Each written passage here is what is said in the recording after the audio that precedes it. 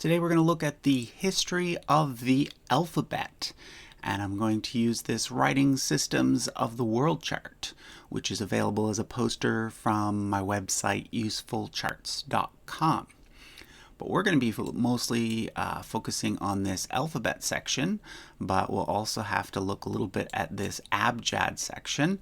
An abjad is an alphabet that has only consonants, and the earliest alphabets were abjads, so we have to include those.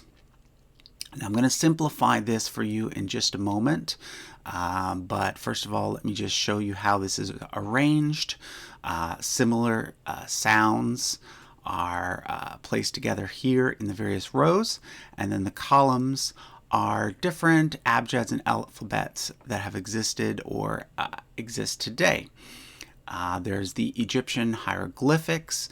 Now, not all symbols were used like an alphabet to represent just one sound, but eventually there were some Egyptian symbols that did come to represent a sound, kind of like a letter does. But those pictures are actually unrelated to the evolution of the letters throughout the rest of history. So we're not actually going to talk much about those, but we will keep these Proto-Sinaitic symbols because these are the original symbols from which our letters evolved. There was another system here, a cuneiform system that was used that is unrelated, so we won't be talking about those, but the Phoenician alphabet is often thought of as being the original or first alphabet, and it is thought to be based on these symbols over here. And then from the Phoenician alphabet, or abjad, the Hebrew alphabet evolved, but also we're going to jump over here to the Greek alphabet. Here are the old Greek symbols and then the old Latin symbols, which then evolved by Roman times into symbols that look like this. So I'm going to take out the columns that we don't need in order to simplify things and make this easier to follow along. So again, we're left with the Proto-Sinaitic symbols, the Phoenician symbol, and then I've left Hebrew here in case any of you have studied Hebrew or know Hebrew and are familiar with those letters. I'll also keep Arabic for any Arabic speakers out there. And then over here, I'm keeping the archaic Greek and the archaic Latin symbols so you can see how they evolved into the letter shapes that we're used to today. And in some cases, I'm going to keep the old English letters so we can talk about those. And then this is the alphabet as we know it today for English. And I'm also going to keep the modern Greek symbols here today in case you're familiar with those.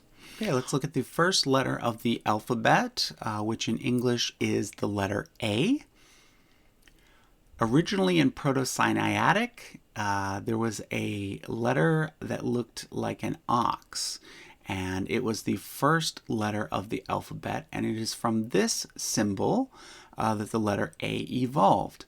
And in Phoenician, you can see here that the Phoenician letters were kind of simplified versions of the original Proto-Sinaitic symbols. And the Hebrew was then based on this, but also the Greek.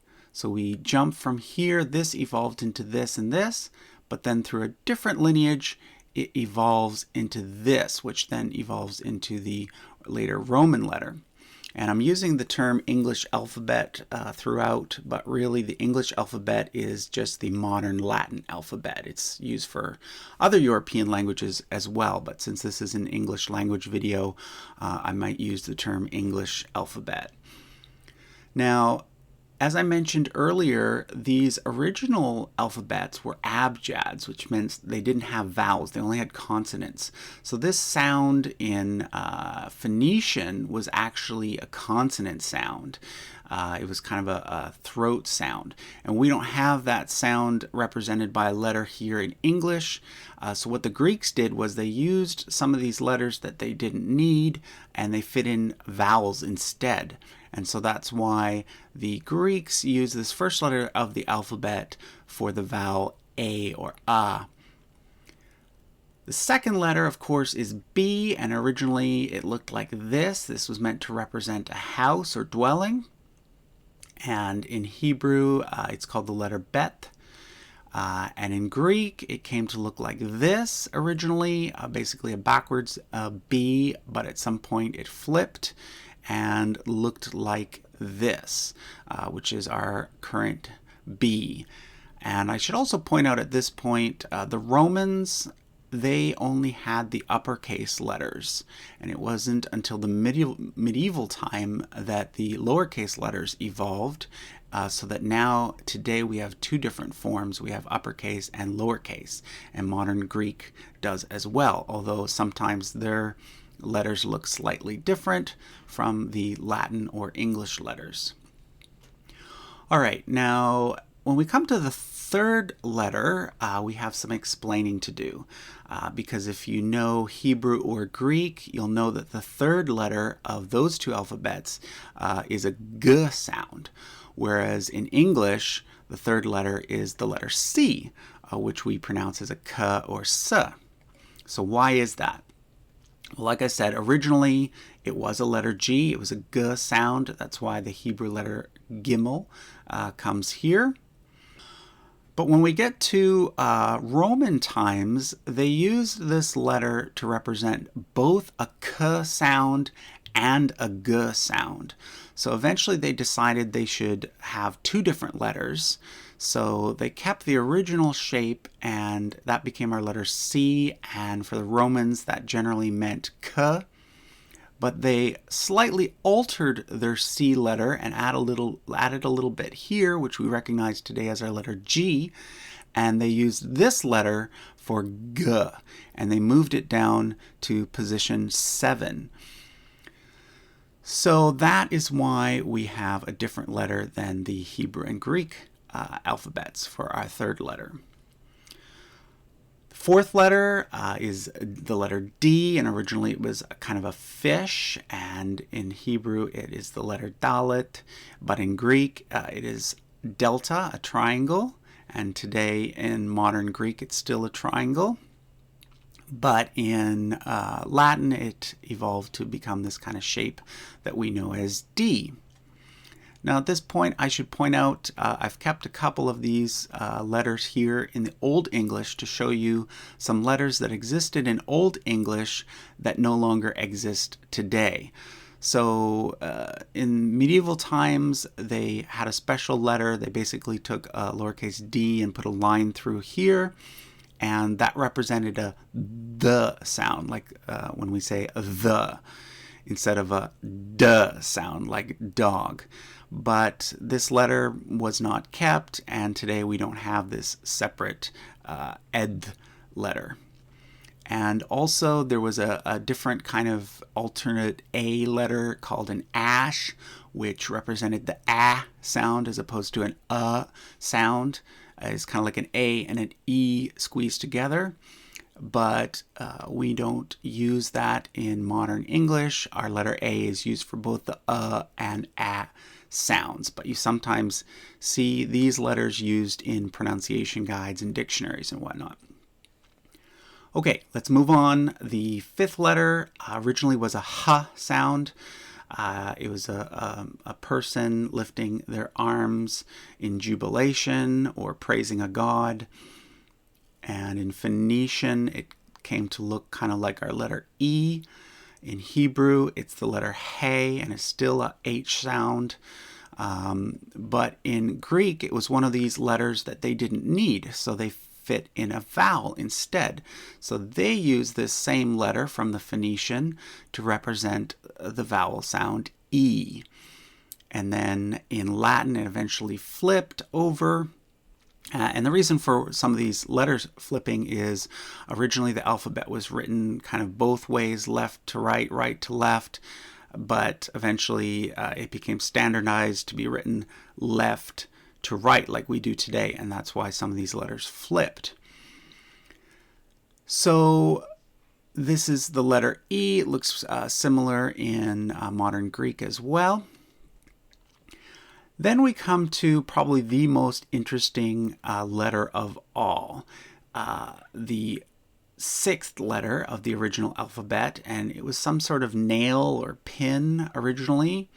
And you can see that in Hebrew, the Vav still kind of looks like a nail. And in Greek, they called it the digamma, because eventually they started drawing it like this. It was basically their gamma symbol, but with an extra line, so it's like two gammas together. That's why it's called digamma, two gammas.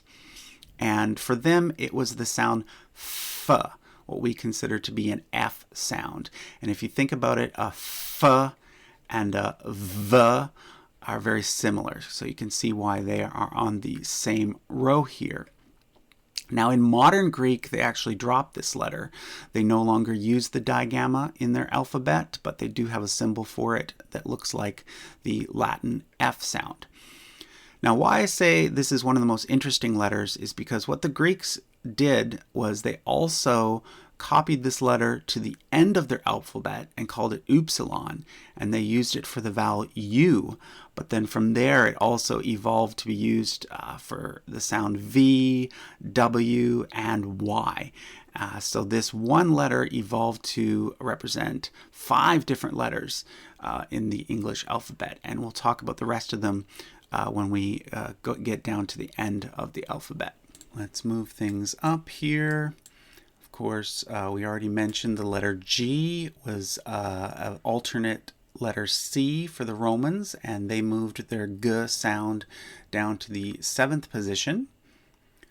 And so because of that, they had to take the Greek letter that was in the 7th position and move it to the end of the alphabet. And that is why we get the Z sound, which we call the letter Z or Z. In the Hebrew and Greek alphabets, the Z sound is near the beginning of the alphabet, but in the Latin, it's at the end. So this letter here, in Hebrew, it's called Zion, a Z sound, and in Greek, it's called Zeta. It is the 7th letter of the alphabet, but because the Latins wanted to make room for this new letter G, they moved the Z sound to the end of the alphabet. And of course, we'll get to that when we get to the end. Okay, the 8th letter originally looked like some kind of a gate or fence, and it looked like this in the Phoenician, and then in Hebrew today it is a chet sound. Over here in Greek it kind of looked like a window, but that evolved into the H shape that we're used to in English. Then we have a letter here which is in Greek called theta. It looks like this today, and this letter is still kind of represented by a T, kind of a letter in the Hebrew alphabet, but we no longer have this sound in the English alphabet. There's no letter between the H and I for this th sound. Now there was in medieval times, there is a rune that looks like this. It's called a thorn. And they actually kept that in medieval Old English, and they had this letter here, but this letter no longer exists in the English alphabet. So then the next letter, which is the English I, is based on the letter here that looked like some kind of an arm, and here's the Phoenician version, and in Hebrew it's the yod, and for us in English it is the letter I. So it's a y sound over here, but the Greeks inserted the vowel e, which is kind of related to a ia sound, and it becomes the letter I in English. Now there was no letter J in the original Phoenician alphabet, and that's why we don't have a letter J in the Hebrew or Arabic alphabets. The letter J was actually one of the most recent letters that were added. It was basically just an alternate I originally. And you'll notice that I and J are somewhat related. even in the sounds. You might not think of it that way, but you've probably heard some people pronounced a word like Jesus as Jesus. So there you can see that J and Y, or Julius Caesar or Julius Caesar. You can see why these two are related. So a J is basically just an elongated I and was added much later to the alphabet to represent that J sound. Now these next four letters were all in the original Proto-Sinaitic and Phoenician. We had a K sound, a L sound, a M, and a N. And that's why we still get a N, L, M, N in Hebrew and in Greek today, and it follows quite nicely in the Latin. So not a lot of changes there. We had a letter here, which in Hebrew is a samek, and that transferred over into Greek as this letter here, but we do not have that letter in the Latin alphabet, and therefore not in the English alphabet. There was a sound here which originally looked like a symbol for the I, which is the ayin in Hebrew. Again, the Greeks didn't have that sound, so they used this symbol to represent one of their vowels instead. So they put the vowel O in this position, and you can see the O looks the same throughout the centuries. Then we get the letter P, which originally was a foot or some kind of a bend or an elbow. And so it looked like this in Phoenician. We have the Pe in Hebrew, and the letter Pi in Greek, which is letter P in Latin. We still have that letter. But then we have yet another letter that dropped out. Not all of these original letters stayed into the English alphabet because there were different needs in different languages in terms of what sounds they needed. But this letter, which was some kind of a flower or reed, evolved into the Sade in Hebrew, and the letter San in Greek, which eventually dropped out of the Greek alphabet as well. They have a symbol for it, but it's considered an archaic symbol. It looks like our letter M, but it's not an M, it's an S sound. And if you turn it on its side, it kind of looks like a sigma. So that's an easy way to remember that this is not an M sound in Greek. Then we get another kind of K sound here, a cough, which in Hebrew we have a letter like this, and in Greek it looked like this and eventually became our letter Q, and again it was dropped in modern Greek. Then RST, all of these sounds transferred nicely over the ages, and today we still have a R sound, an S sound, and a T sound. And then finally we come to this upsilon, which I mentioned earlier, which was actually taken from the digamma, or the early F symbol. And it evolved to look more like a Y, or the Latins kind of shaped it like a V. And it was used for both the U vowel and the V consonant. So eventually this one letter became our letter U. It became the letter V, and then eventually it became the double U, which was two U's put together to make the sound wa. Now in medieval times there was actually a different symbol for that. It was called win, and there was a symbol in ancient runes for it. And then in medieval Old English there was a symbol, a letter, whin, that we no longer have in our alphabet because now we use this W. Okay, now we're getting into letters that did not exist in the original Phoenician, but the Greeks added them over the years according to their needs. There's a phi, which is a PH or F sound, which exists in modern Greek, but we don't use it in English. We have the letter X, which we do have in English, and then there was a psi, a PS letter. Again, we don't have it in English, but we have it in Greek. And the omega, the last letter of the Greek alphabet. Again, we don't have it, but it's in the Greek alphabet. Then there was a letter that the ancient Greeks used called Sampi, and the archaic version that is sometimes used for counting using Greek symbols, not in the Greek alphabet today, but there's a symbol that still exists that looks like this. And then we get the letter Y in Latin, which was a version of the upsilon. And so that is why that original letter that looked like the F came to stand for 5 different letters. So the F became U, it became V, it became W, and it also became Y.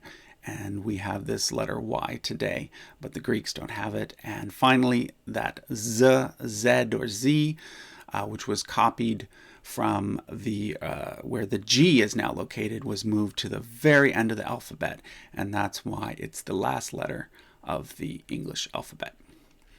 Okay, so I'll take off that shading, and once again we have the complete chart, which also covers a lot of different writing systems from around the world.